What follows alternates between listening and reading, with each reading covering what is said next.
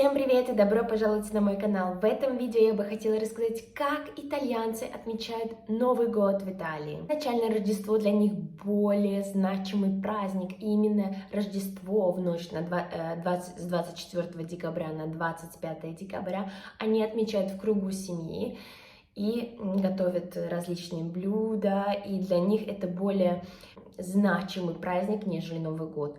Но все равно они ждут Новый год. Некоторые уже на Новый год не заморачиваются с праздничным столом и просто заказывают место в ресторане. Это касается как взрослых людей, так и молодых. Но если все же они решили остаться дома, есть специальные правила приготовления новогоднего меню. Итак, во-первых, праздничным блюдом является чечевица. Именно чечевица приносит деньги в новом году. Во-вторых, это свиной рулетик, который, я так понимаю, ассоциируется с плодородием.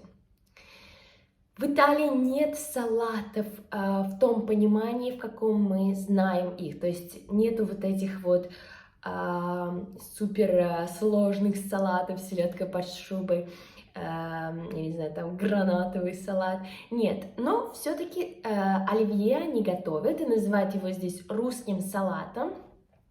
Но на самом деле каждый раз, когда я здесь пробую наш салат оливье, это просто какая-то катастрофа. Это просто овощи, утопающие в майонезе. Много майонеза, мало овощей. Вот. И если русский салат здесь готовится хозяйкой, то он обычно подается в начале и является как бы закуской, и потом он убирается. То есть здесь нет такого, что на столе все сразу заставлено так, что стол ломится. Нет, все приносят постепенно. То есть сначала у нас закуски, потом первое блюдо, если оно есть, это обычно паста. И второе блюдо это уже, вот, например, чечевица, свиной рулетик, и потом десерт. Все это, конечно же, сопровождается алкоголем. Говоря о дресс-коде, есть одна маленькая деталь. Новый год в Италии нужно отмечать в красном белье. И после Нового года это белье нужно либо выбросить, либо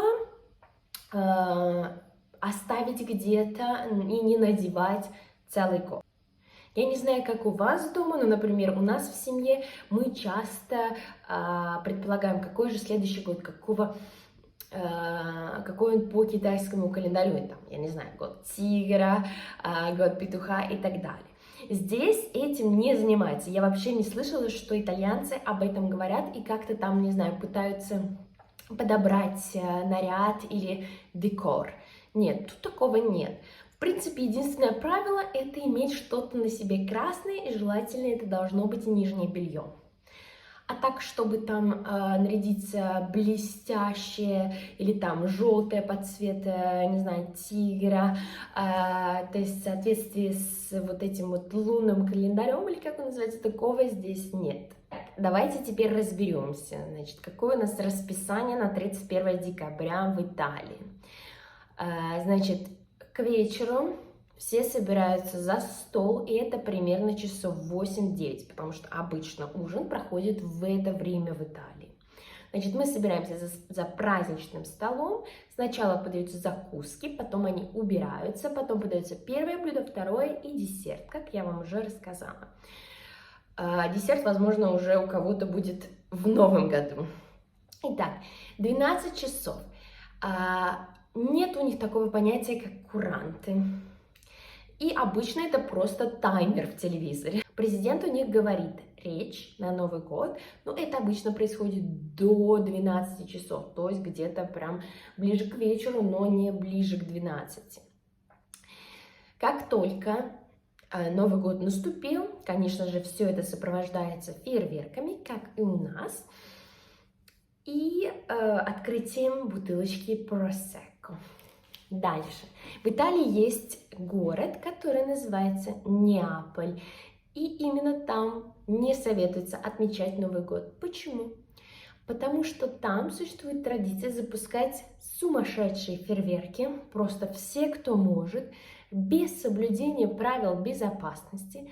Поэтому каждое 1 января, которое я здесь просыпалась, оно начиналось с новостей о Неаполе, то есть кто пострадал, кто, простите, вообще закончил плохо, да. Вот туда бы отмечать Новый год я бы не советовала ехать. После того, как курант, как часы пробили 12, они открыли просекко, может быть, подали десерт, и затем все начинают выдвигаться в центр города, где проходит какая-то праздничная программа, праздничные концерты, салюты. Это обычно толпы людей. Так, после 12 мы выходим на улицу и, значит, веселимся со всем городом.